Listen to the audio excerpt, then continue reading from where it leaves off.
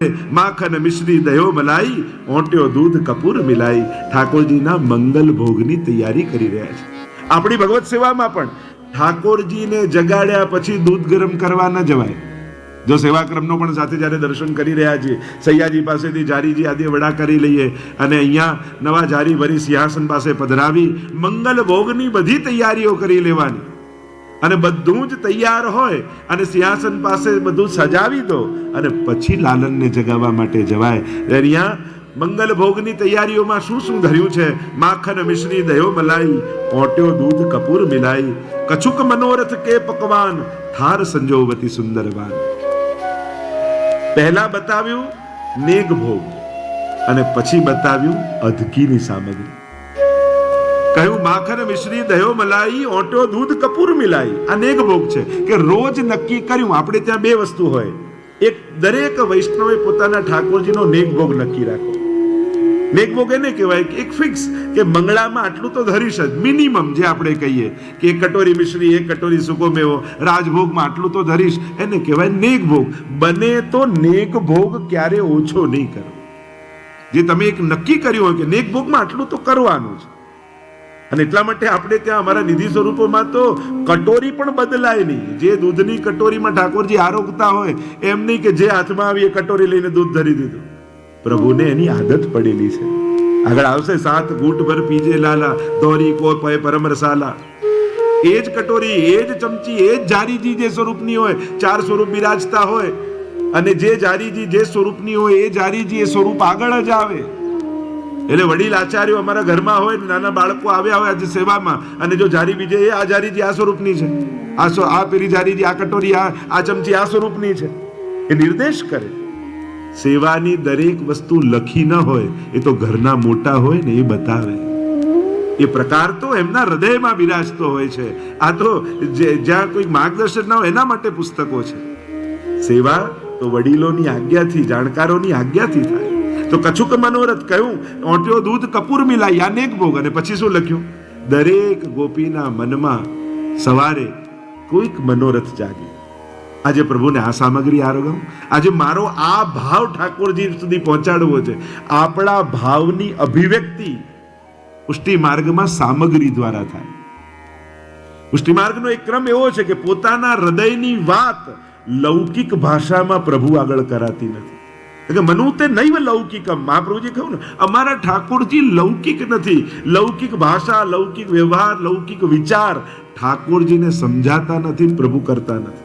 પરમ અલૌકિક, નાસ્તિ દૈવમ વસ્તુતો દોષ વર્જિતમ. એમના જેવું પરમ પવિત્ર બીજું કોઈ નથી. અને એટલા માટે આપણા ભાવોની અભિવ્યક્તિ પણ અલૌકિક રીતે કરાય છે. અને અલૌકિક રીત શું છે? તો આપણે ત્યાં કહ્યું કે સામગ્રી દ્વારા આપણા ભાવોની અભિવ્યક્તિ કરવી. અમારા હૃદયમાં કોઈ ભાવ આવ્યો, અરે કંઈક એમ થાય કે હમણાં સંકટ છે, વિપત્તિ છે, સમય બરાબર નથી ચાલતો અને પ્રભુને કહેવાની તો મના છે, શું કરવું? તો આપણા આચાર્યો કહેતા કે નેક ભોગ ડબલ કરી નાખો. ઠાકોરજીને થાય કે રોડ ડબલ શું આવે છે? પહેલા તો ઓછું હતું. એટલે પ્રભુ જાણી જાય કે આને સંકટ છે અને તમારી સામગ્રી અંગીકાર કરી તમારા બધા દુઃખોની નિવૃત્તિ કરી. આપણે ત્યાં ઉપાયો પણ અલૌકિક છે. આ પ્રકાર છે. જેમ કોઈ જ્યોતિષ શાસ્ત્ર આદિ જુઓ તો 3 ઉપાયો બતાવવામાં આવે, કાં જપ, કાં વ્રત અને કાં આપણે ત્યાં અન્ય પ્રકારના જે દાનનો પ્રકાર છે. તો જપ, વ્રત અને દાન. કોઈ પણ ગ્રહના તમે નિવારણ જુઓ તો આ 3 થી બીજું કઈ ના હોય. સેવાના માર્ગમાં, પુષ્ટિ ભક્તિના માર્ગમાં રાગ, ભોગ અને શ્રૃંગાર, આ 3 દ્વારા આપણા સંકટોનું નિવારણ છે. અલૌકિક રીતે અભિવ્યક્ત કરાય છે પ્રભુ આગળ આપણા ભાવોને. કારણ કે પ્રભુને લૌકિક સમજમાં આવતું નથી. એટલે જ આપણે ત્યાં અષ્ટસખાની વાણી કેમ ગાવાનો આગ્રહ રાખીએ છીએ? આપણા દિલથી આપણે કહી દઈએ તો ન ચાલે, કારણ કે આપણી ભાષા લૌકિક છે અને લૌકિક પ્રભુ સુધી પહોંચવામાં અસમર્થ છે. જેમાં લૌકિક દેહ, લૌકિક વિચાર, લૌકિક વ્યવહાર, લૌકિક અભિવ્યક્તિ, કોઈ પણ લૌકિક તત્વ, પદાર્થ, વ્યક્તિ અલૌકિક એવા પ્રભુ સુધી પહોંચી શકતું નથી. એની અસમર્થતા છે, એની અહીં સીમિતતા છે. અને એટલા માટે એની અલૌકિકતા. આપણે બ્રહ્મ સંબંધ બી શા માટે લઈએ છીએ? તમે જોવા જાઓ પ્રભુની પ્રાપ્તિ માટે 3 જ સાધન છે, તન, મન અને ધન. એના થકી જ પ્રભુને પ્રસન્ન કરે, બીજું તો કઈ છે નહીં. હવે લૌકિક તન છે, લૌકિક ધન છે, લૌકિક મન છે, તો લૌકિક સાધનોથી અલૌકિક એવા પ્રભુને રીઝવી કેમ શકાય?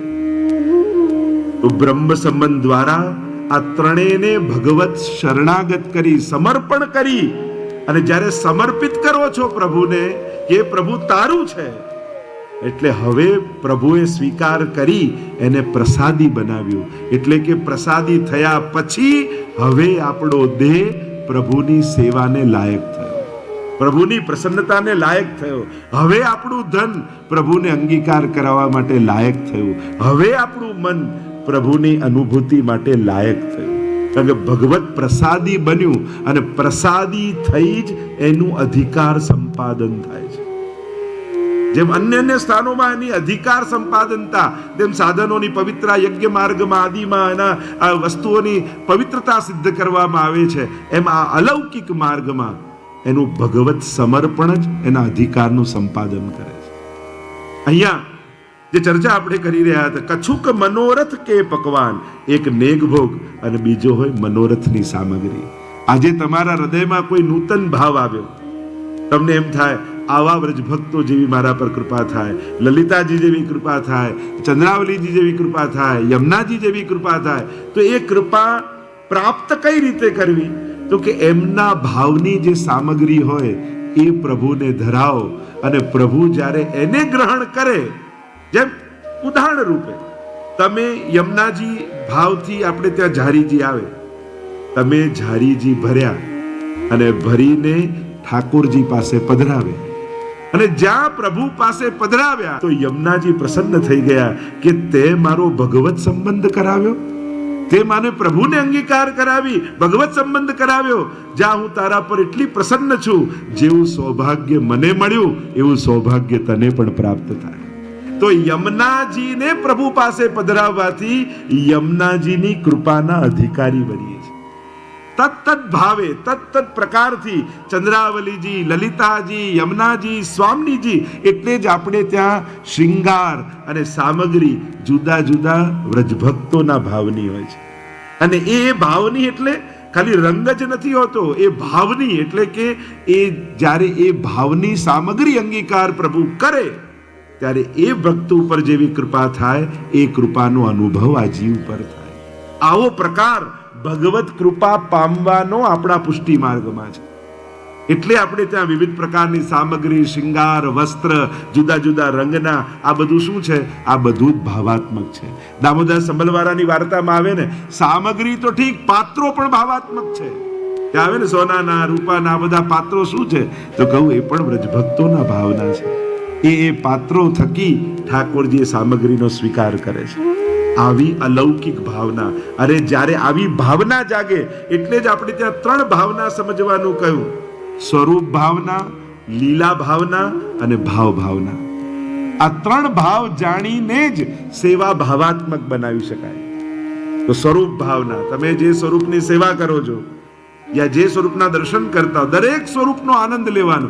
આપણે એમ માનીએ કે મથુરાધીશના દર્શન કરવા અહીંયા જઈશું, વિઠ્ઠલાજી દર્શન અહીંયા જઈશું, દ્વારકાધીશ દર્શન અહીંયા. અરે તમારા સ્વરૂપમાં બધા સ્વરૂપો બિરાજે છે. એટલે જ તો આપણે ત્યાં ભાવના બતાવી કે મંગળાના દર્શન આ સ્વરૂપના ભાવથી, શિંગારના દર્શન આ સ્વરૂપના ભાવથી, રાજભોગના દર્શન આ સ્વરૂપના ભાવથી. એ જ નિકુંજ નાયક શ્રીનાથજી જુદા જુદા સમયે જુદા જુદા સ્વરૂપને ધારણ કરીને લીલા કરે છે. એટલે આપણે સ્વરૂપને શોધીએ છીએ, પણ તમારા સ્વરૂપમાં ભાવાત્મક રૂપે આ બધા સ્વરૂપ બિરાજે છે.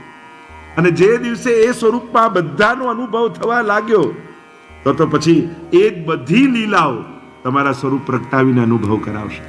તો સ્વરૂપ ભાવના, લીલા ભાવના, પ્રભુ કોઈ લીલા કરે યા જે લીલાનું સ્વરૂપ હોય તો આ સ્વરૂપની લીલા ભાવના શું છે? અને ત્રીજું ભાવ ભાવના. વિસ્તાર થઈ જશે એટલે એમાં ચર્ચા ન કરતા. કછુક મનોરથ કે પકવાન, થાર સંજોવતી સુંદરબાન. અધકીની સામગ્રી એટલે કે જ્યારે નેગભોગની સામગ્રી, પછી અધકીની સામગ્રી. પોતાના મનોરથ અનુસાર ભાવ કર્યો, લાવ પ્રભુને આ રોગાવું, આ રોગાવું. કછુક મનોરથ કે પકવાન અને થાર સંજોવતી સુંદરબાન. અને એમ નહીં કે ઢગલો કરી દીધો છે, થાલીને સુંદર રીતે સજાવી છે. એટલે જ્યારે ભોગ ધરીએ ત્યારે 4 સકાર ઘણીવાર કહેતો ને, યાદ રાખવાના. શુદ્ધ કરો, સિદ્ધ કરો, સાજો અને પછી સમર્પો. 4 સકાર યાદ રાખવાના ભોગ ધરતી સમયે. પહેલા શુદ્ધ કરો, લાવી સામગ્રીને શુદ્ધ કરો, પછી સિદ્ધ કરો, કાપો ને આમ કરો એવું ના બોલાય આપણે, સિદ્ધ કરીને લાવો એમ બોલાય. પછી સાજો. એ તો ઘણીવાર લોકો સૂકા મેવાના એવા ઢગલા કરી નાખતા, મિશ્રી, બદામ ને પિસ્તા ને એવું મિક્સ કરે કે પ્રભુને 20 મિનિટ તો છૂટા પાડવામાં જ થઈ જાય. હજી આરોગવાની શરૂ કરે એટલામાં તો આચમન કરી લે. અને એટલા માટે આવી ખીચડી નહીં બનાવી, એને સુંદર રીતે ફૂલના આકારથી સુંદર રીતે સજાવવું. ઘણીવાર બનાવ્યું સારું ન હોય પણ ઘણાને લેવડાવતા બહુ સારું આવડતું હોય.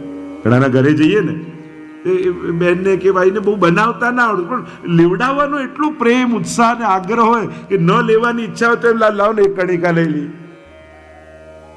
અને ગમે તેટલું સારું બનાવ્યું હોય, લો જમો આમ કરીને કોઈ મૂકે તો ઈચ્છા થાય કે ના ના ભૂખ જ નથી, પછી આવીશ, એમ જ થઈ જાય. અને બંને વસ્તુ બનાવતા, સજાવતા અને લેવડાવતા, આ ત્રણેય વસ્તુ આવડે. કછુક કર મનુહાર લીવાવે, આગળ આવશે. મનુહાર કરી કરીને પ્રભુ આપને બહુ રૂચશે, આની જોડે આપને બહુ ભાવશે, એવા મનુહાર કરી કરીને લેવડાવે કે પ્રભુને આરોગવાની ઈચ્છા થાય. ત્યારે એ વ્યક્તિ ના દેખાય, એની ભીતરે વ્રજભક્તના દર્શન પ્રભુને થાય.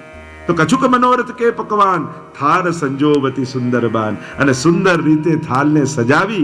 દૂધઘર ક્યાં આવે, અનસકડી ક્યાં આવે, સકડી ક્યાં આવે, કોર કઈ રીતે સિદ્ધ કરાય, આ બધાનો એક પ્રકાર છે. અને એ પ્રકારથી એ સામગ્રી ઠાકોરજી આરોગે છે. એમ કહી અને કહ્યું, નયે બસન ભૂષણ હરિલાયક, લેજુ ચલી સુંદરી સુખદાયક. આગળ નયે બસન અને ભૂષણ, નયા વસ્ત્ર અને વાઘા કેવા છે? નયે બસન ભૂષણ હરિ લાયક, ઠાકોરજીને લાયક છે. એટલે તમારે ઘણી વાર શું થાય, વૈષ્ણવ સૌથી પહેલા તો લાલનને આપણે ત્યાં પુષ્ટિ માર્ગી ક્રમ પ્રમાણે ચીરા વાઘા આવે, પેલા ફ્રોક જેવા વાઘા આવતા નથી. લોકો લોજિક, પણ અમે તો નાથ દ્વારાથી, નાથ દ્વારા બધું પુષ્ટિ માર્ગનું મળે જરૂરી થોડી છે. ત્યાં તમારે પુષ્ટિ માર્ગી ગોતીને લાવવાનું, એ તો તીર્થ છે, ત્યાં તો બધું જ મળે. સારું દેખાય એ સેવા નહીં, પ્રભુને સારું લાગે એ સેવા, પ્રભુને સુખ થાય એ સેવા છે. અને એટલા માટે આપણે ત્યાં ઠાડા સ્વરૂપ અને લાલન ચિત્ર સ્વરૂપ, આ બધાને જે વસ્ત્રનો ક્રમ છે, હરિલાયક. ઘણીવાર નાના નાના લાલનો એટલા મોટા મોટા વાઘા લઈ આવે, એટલા મોટા મોટા શણગાર લઈ આવે, અને ઘણા મોટા સ્વરૂપો એવા નાના નાના લઈ આવે. જો તમે શિંગાર અને વસ્ત્ર સારા ન કરો ને તો પ્રભુને ધરાવો તો એમને સંકોચ લાગે. અરે હમણાં સ્વામીજી આવશે અને હોડ લાગશે, તેરો મુખ નીકો કે મેરો, આ પહેરીને એમની સામે જવું કઈ રીતે? પ્રભુને શરમ લાગે. જાય નહીં તો લીલા થાય નહીં, લીલા થાય નહીં તો રસ પ્રગટે નહીં, અને રસ પ્રગટે નહીં તો વૈષ્ણવ ફરીએ. સેવામાં આનંદ આવતો નથી, પણ ક્યાંથી આવે? લીલા જ ન થઈ તો આનંદ પ્રગટે ક્યાંથી? અને એટલા માટે પ્રભુની શોભામાં અભિવૃદ્ધિ થાય એવા વસ્ત્ર ને શિંગાર. મોંઘા એવું નથી કહ્યું, પ્રભુ લાયક કહ્યું છે. આપણા અધિકાર અનુસાર આપણે જે ઉત્તમ, પ્રભુ ઉત્તમ વસ્તુના ભોગતા છે, કોસ્ટલી વસ્તુ, મોંઘી વસ્તુના ભોગતા એવું કોઈએ કહ્યું નથી. ઉત્તમ વસ્તુ કોને કહેવાય? આપણી લાયકાત અનુસાર જે શ્રેષ્ઠ લાવી શકીએ એને ઉત્તમ વસ્તુ કહેવાય. મોંઘી વસ્તુના ભોગતા એવું કોઈ કહ્યું છે? ઉત્તમ કોને કહેવાય? આપણા કક્ષામાં જે શ્રેષ્ઠ હોય એ લઈ નાખ કરવું પ્રભુને. અને પ્રભુ ક્યારે પણ જીવને એની અસમર્થતાનું ભાન કરાવી એને નાનપ અનુભવ કરાવતા નથી. કોઈ પણ તમે કથામાં જોઈ લો, ક્યારે પણ ઠાકોરજીએ કોઈ પણ ભક્તને એની અસમર્થતા યાદ અપાઈ નથી. ક્યારે પણ માંગવાનું કહ્યું ને કે કંઈક શું આરોગશો. કુંભનદાસજીના ઘરે ઠાકોરજી પધાર્યા, પોતાનો રાજભોગ છોડીને પધાર્યા. કહ્યું કુંભન ઘર में कहाँ सिद्ध है, सखान में होड़ लगी है, आपको कहाँ आरोगनो है प्रभु? तो कुंभनदासના ઘરમાં જે બનેલું પડ્યું હતું ને એ ઠાકોરજી બોલ્યા, અરે બેજર કી રોટી, ટેટી કો શાક, દહીં और સંધાનો. અરે પ્રભુ એ તો ઘર में सिद्ध है. ક્યારે પ્રભુ ભક્ત પાસે એવું માંગતા નથી જે એના ઘરમાં ન હોય. પ્રભુ ક્યારે પણ અસમર્થતાનું ભાન ભક્તને કરાવી નાનપ અનુભવ કરાવતા નથી, પણ જે છે જે મળ્યું એમાં ઓડકાર લઈ હંમેશા ભક્તને મોટો કરતા હોય છે. અરે મારે તો છોલે જ આરોગવા હતા, મારે તો આની જ ઈચ્છા હતી, મારે તો બાજરીનો રોટલો જ જોઈતો હતો. હંમેશા જે છે એમાં તૃપ્ત થઈ ભક્તને મોટપ અનુભવ કરાવે, એ જ અમારો પુષ્ટિ પુરુષોત્તમ છે.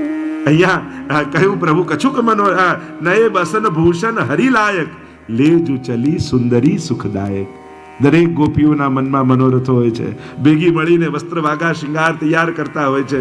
અને કેવા છે હરિલાયક, ઋતુ પ્રમાણે સમય પ્રમાણે જેવા વાઘા વસ્ત્રો આપણે ત્યાં જો રંગમાં ફેર પડે તો વાંધો નહીં, પણ મટીરિયલ બને તો એવું વાપરવું ઋતુ પ્રમાણે.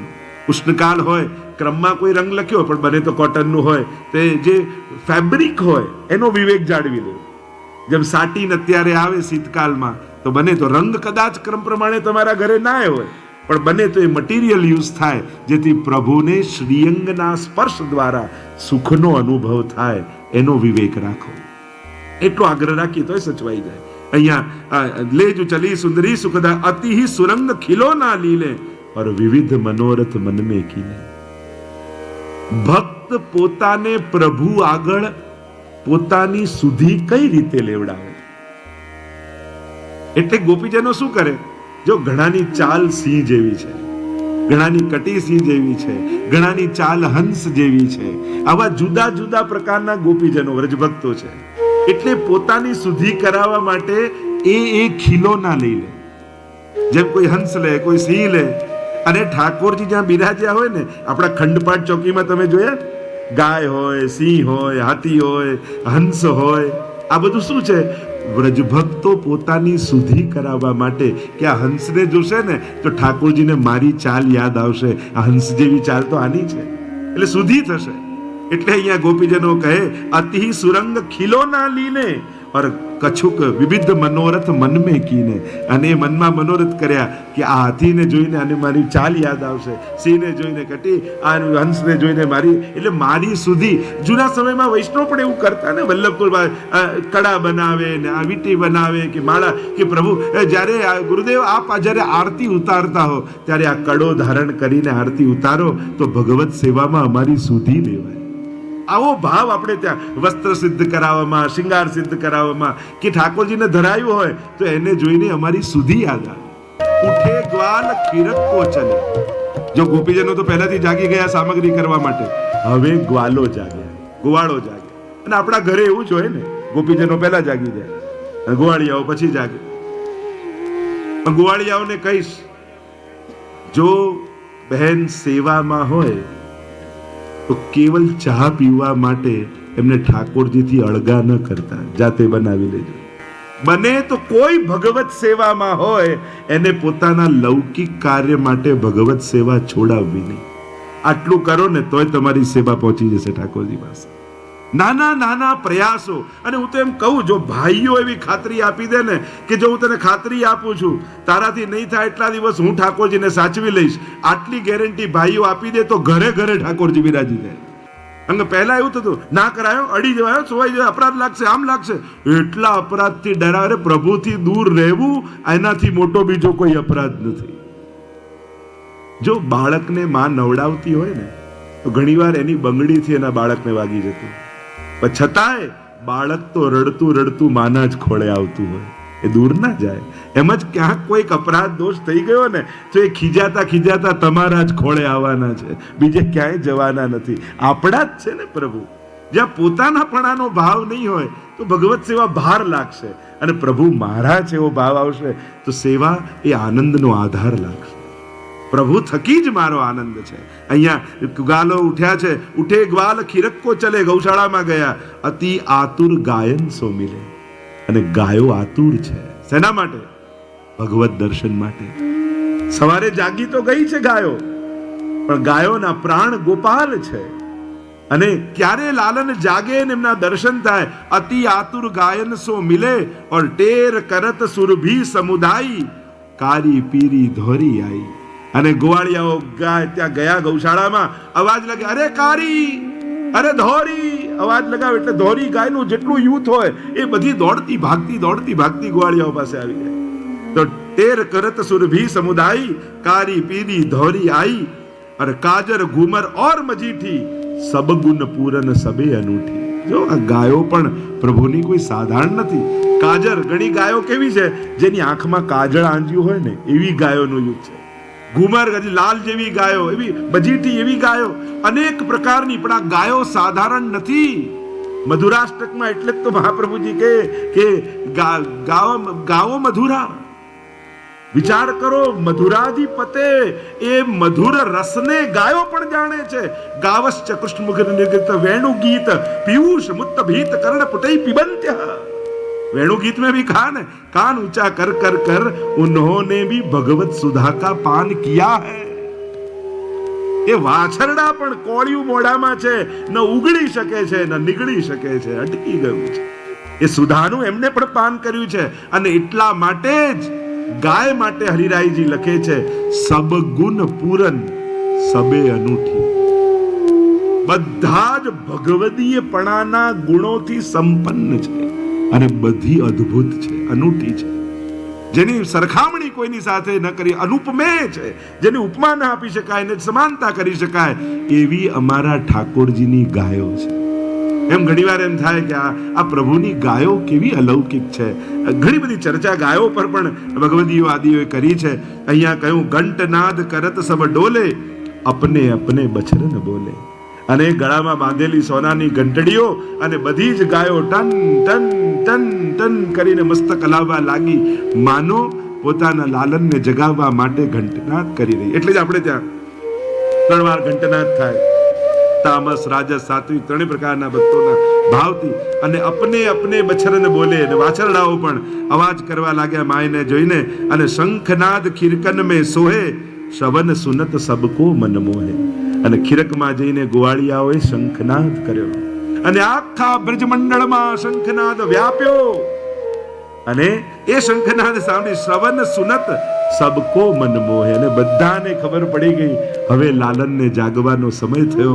પોતપોતાના કાર્યો મૂકી અને નંદાલય તરફ બધા જ ભાગ્યા છે લાલનના દર્શન કરવા માટે। અને મંગલ શબ્દ કાન જબ पर्यो सकल साज कर में ले धर्यो। અને મંગળ શબ્દ પડ્યા, કારમાં પોતાના હસ્તમાં સાજ લઈ અને બધા ગોપીજનો નંદાલય તરફ નીકળ્યા છે। ઈહી બીધી ઘર ઘર તે સબ ચલી નંદ નંદન કો દેખન આલી। અને આ રીતે બધી જ ગોપીઓ પોતપોતાના ઘરેથી ચાલી છે અને જવાય છે ક્યાં? નંદાલય। શેના માટે? નંદ નંદન કો દેખન આલી।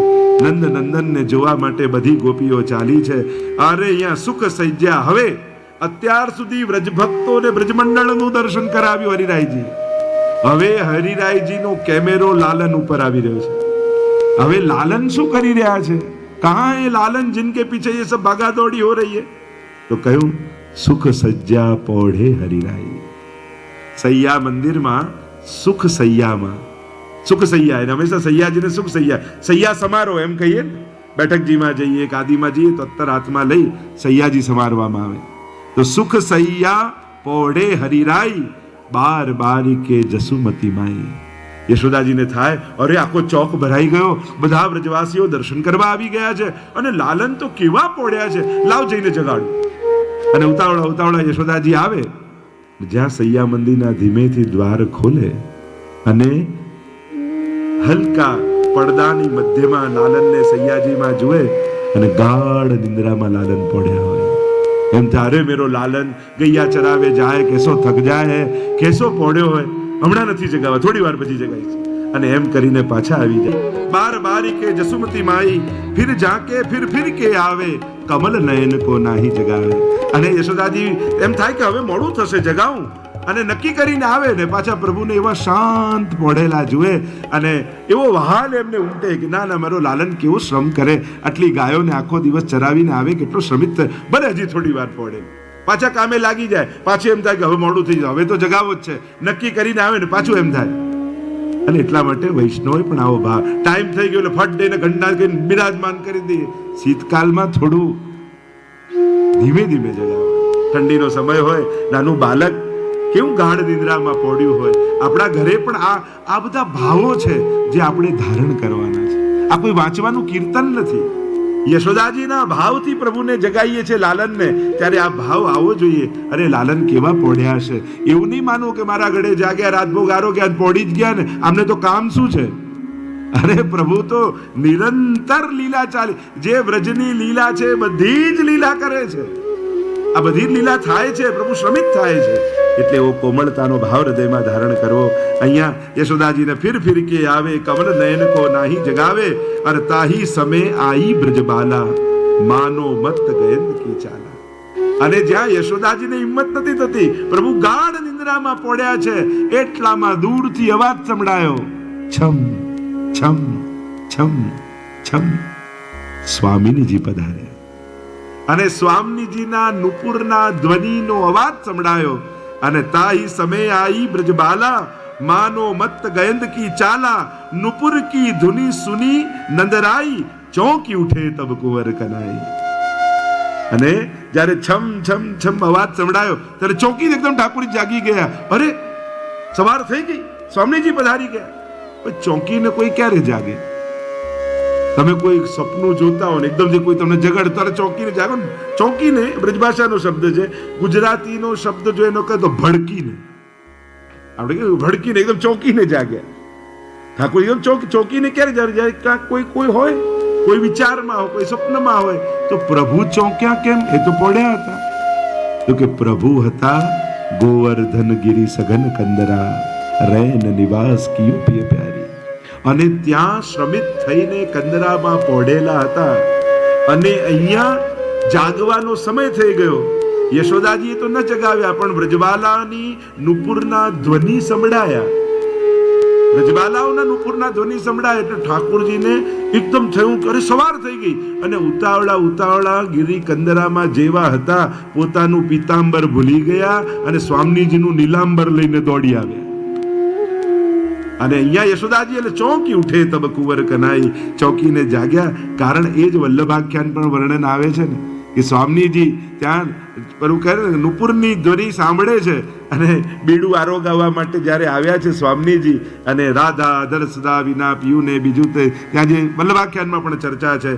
આ નુપુર કી ધુની સુની નંદરાઈ, ચોંકી ઉઠે તબ કુંવર કનાઈ, और નિકટ ગઈ તહ જસુમતી માઈ, બદન દેખી કે લેત બલાઈ. અને હવે ઠાકોરજીને જાગેલા જોયા ને ત્યારે થયું યશોદા, હા હવે કરવટ બદલે છે, હવે નીંદ તૂટી છે એની, અને હવે પાસે જાઓ. અને ધીમે રહીને યશોદાજી આવ્યા, લાલનને મસ્તકને ગોદમાં લીધું, ધીમે રહીને કેશ ઉપર હસ્ત ફેરવ્યા અને લાલનનું સૌંદર્ય જોઈ લેત બલાઈ લઈને ઉવારણા લીધા. મારો લાલન કેવો સુંદર લાગે છે. છાતીએ ચાપેલા લાલનને આગળ બિછુરી. હવે લાલન કેવા લાગી રહ્યા છે? જો મંગળામાં દર્શન પ્રભુના કેવા થાય? આપણને જે દેખાય છે એ જોઈને આવી જઈએ છે, જે જોવા ગયા એ જોઈને નથી આવતા.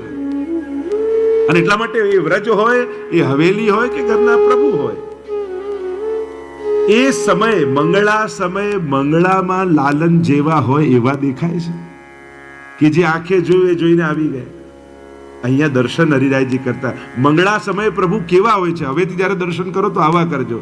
અને દર્શન વર્ણન કરતા કહ્યું, બિથુરી અલગ લટપટી પાગ, પીક કપોલ મુખ અંજન લાગ. જો આવી રાત્રિની ગૂઢતમ લીલા કરીને પ્રભુ પધાર્યા છે. અને એ જ આવેશ અને એવા જ શૃંગાર વસ્ત્ર ને વેશ પ્રભુના અહીંયા નંદાલયમાં છે, જે ગિરિરાજજીની કંદરામાં અનુભવ કરાવ્યો છે. તો બિથુરી અલક એટલે ઠાકોરજીની લટ મુખારવિંદની, અને એ વિખરાયેલી છે લટ. અને લટપટી પાગના પેચ ઢીલા થઈ ગયા છે, ધસી ગઈ છે પાગ મસ્તક પર. અને પીક કપોલ, જે રાસ સમયે સ્વામીજીએ બીડું આરોગાવ્યું, અને બીડું આરોગ્યા તો ખરા, પ્રભુ પહોંચી ગયા છે એટલે આપના અધરમાંથી જે સ્ત્રવે છે અધરામૃત, એ કપોલ એટલે ગાલ ઉપર લાલ લાગી ગયું છે.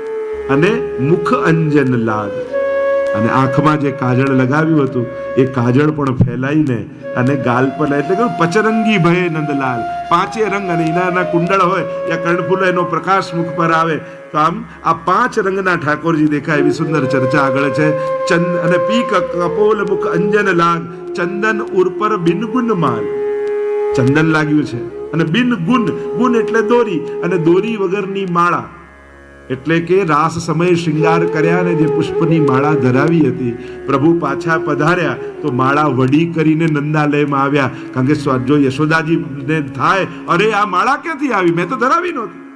એટલે માળા વડી તો કરી, પણ પ્રભુ એટલા કોમળ છે કે જેમ સુઈ જઈએ તો કેવા ઘડિયાળની છાપ મળી જાય, બંગડીની છાપ મળી જાય, હાથમાં મળી જાય ને, એની છાપ પડી જાય. જો તમે આમ સુઈ ગયા વજન આપીને, તો પ્રભુ એટલા કોમળ છે કે ફૂલની માળા વડી કરીને તો ફૂલની છાપ ઠાકોરજીના વક્ષસ્થળ પર મળી ગઈ. અને બિન ગુણ, ગુણ એટલે દોરી, દોરી વગરની માળા ઠાકોરજીના શ્રીકંઠમાં બિરાજેલી છે. અને ચંદન ઉપર બિન ગુણમાલ, ભૂષણ ઇત ઉત પરમ રસાલ. જાગે છે નંદાલયમાં, પણ ભૂષણો શૃંગાર આડા અવડા થઈ ગયા છે. પરમ રસાલ, રાસના સાક્ષી રૂપ બન્યા છે. અને યહ શોભા નિરખત બ્રજબાલા, અને રગમગે નૈન દેખે નંદલાલા. અને જ્યારે વ્રજભક્તો આ શોભાને જુએ અને ઠાકોરજીના નેત્રો રગમગે નૈન દેખે નંદલાલા, એટલે કે હજી રાત્રિની રાસાદિક લીલાનો આવેશ ઠાકોરજીના નેત્રોમાં વ્રજભક્તોને દેખાઈ રહ્યો છે. મંગળા આટલા સમયથી કરો છો, પ્રભુ આવા દેખાયા, આવા નેત્ર દેખાયા, આવા કેશ દેખાયા, આવા શૃંગાર દેખાયા. હવે આનો ભાવ કરી અને હવે જ્યારે મંગળાના દર્શન કરશો ને, તો જીવનમાં સાચા અર્થમાં મંગળા થઈ જશે. મંગળાનું આ સ્વરૂપ છે. ઘણી વાર લોકો એમ કે મંગળામાં તો દર્શન કર્યા, પાછા શૃંગારમાં કરવાના, શૃંગારમાં કર્યા તો ખરા, પાછા રાજભોગમાં દર્શન કરવાના. ઠાકોરજી તો એ જ છે, પ્રભુ એ છે, પણ દરેક વખતે એમનો રસ જુદો છે, એમનો આવેશ જુદો છે, એમનો વેશ જુદો છે, એમનો ભાવ અને લીલા જુદી છે. છિન છિન બાનિક ઓર હી ઓર, પ્રતિ પલ પ્રભુ જુદા છે. અહીંયા જસુમતી આધાય ઉછંગ હી લીનો, ચૂમી બદન ઉર્સી તલકીનો. યશોદાજી દોડતા જઈ લાલનને ગોદમાં લઈ લીધા. મંગલ ભોગની બધી તૈયારીઓ છે. મંગલ ભોગ આની કે રાખ્યો, ગિરધર લાલ સ્વાદન સોચાખ્યો. ઠાકોરજી આગળ મંગલ ભોગ ધર્યો છે. પ્રભુ મંગળ ભોગ આરોગવા માટે તૈયાર થયા. અને દહીં આરો બરો મીઠો હોય મૈયા, દહીં તો દૂધ આરોગ્યા બડા મીઠો હોય. ઘણી વાર વૈષ્ણવ પ્રશ્ન કરે, એક સાથે કોઈ દૂધ દહીં માખણ ખાઈ શકે? આપણે બધું ધરતા હોઈએ છીએ કે દૂધ ધરીએ, દહીં ધરીએ, શ્રીખંડ ધરીએ, સઘડી, કોઈ ક્યારે દૂધ દહીં ને બધું ભેગું હારો? આ વસ્તુઓ નથી, આ વ્રજભક્તોના ભાવ છે. અને દરેક ભાવને સિદ્ધ કરનારા આપણા ઠાકોરજી છે. સર્વ ભાવે, કોઈ લલિતાજીનો, કોઈ સ્વામીજીનો, આ સામગ્રીને વસ્તુ રૂપે ન જોશો, એ વ્રજભક્તોના ભાવનો અંગીકાર ઠાકોરજી કરે છે. અહીંયા માખન મિશ્રી માત ચટાવે, તોરી કો પય અતિ ભાવે. મૈયા કે અરે લાલા, તું તો રોજ ગાય ચરાવે, લે માખન આરોગ. અને માખન હાથમાં લઈ લાલનને ચટાવે. જીભ લંબી કર. ઠાકોરજી આ કરીને જીભ લાંબી કર. અને યશોદાજી માખણનો લોંદો લઈને જીભ પર ચોટાડી દે. અને ઠાકોરજી ચપ ચપ ચપ ચપ માખણ આરોગતા જાય. તો એમ કહ્યું કે માખન મિશ્રી માત ચટાવે, ધોરી કોપય અતિ ભાવે. અને ધોરી ગાયનું દૂધ ઠાકોરજીને એવું ભાવે, આખો મોટો કટોરો લઈને ગટ ગટ ગટ ગટ ગટ ગટ એવા પી જાય. ઠાકોરજીને આનંદ થાય. અને દધી કી છીટ લાગી મને શોભિત, માનું ઉડુગણ અંબર ઓપિત. અને દધી કી છીટ એટલે કટોરો દહીંનો હોય ને, અને ઠાકોરજી તો કેવા આરોગ્ય કે બહુ શિસ્તમાં ના આરોગ્ય. દહીંનો જ્યારે કટોરો હાથમાં લે એટલે શું કરે, આમ કઈ મુઠ્ઠો ભરે દહીંનો, એટલે પચ્ચ થાય એટલે એના છીટા ઉડે ઠાકોરજીના મુખ ઉપર. અને મુખ ઉપર ઉડે તો કેવા લાગે, માનો ઉડુગણ અંબર ઓપિત. માનો જેમ કોઈ રાત્રિના સમયે તારાઓ ચમકતા હોય ને, એમ શ્યામ વર્ણ પ્રભુના મુખમાં દધીની છીટો એવી લાગે જાણે રાત્રિના સમયે તારાઓ ચળકી રહ્યા છે. એવું પ્રભુનું સુંદર સ્વરૂપ અહીંયા અનુભવ કરાવી રહ્યા છે. અને આમ આગળ વર્ણન કરતા કહ્યું, લપટાનો મુખ જસુમતી દેખે, અપનો જન્મ સફળ કરી લેખે. અને જ્યારે ઠાકોરજી આ માખણ આરોગ્યા હોય ને આખા મુખમાં માખણ લાગ્યું હોય અને લપટાયેલું મુખ જુએ, ત્યારે યશોમતીને એમ થાય કે હું ધન્ય છું, ભાગ્યશાળી છું કે પ્રભુના આવા સ્વરૂપના દર્શનનો આનંદ મને મળી રહ્યો છે.